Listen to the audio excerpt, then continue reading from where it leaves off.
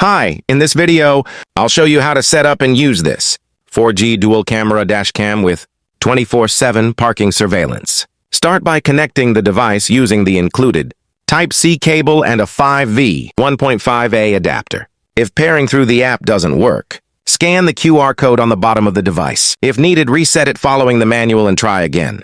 Mount the dash cam on your windshield using the included holder and adjust the angle to capture both the road and the interior.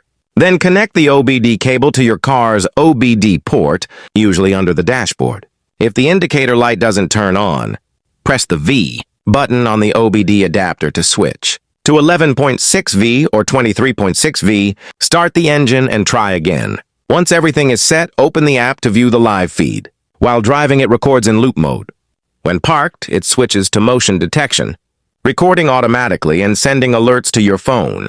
If the video appears low resolution, use a card reader to access the original footage from the SD card. A 4G data plan is required for remote access, real-time notifications, and two-way talk. You can use local SD card storage or choose optional cloud backup for extra security.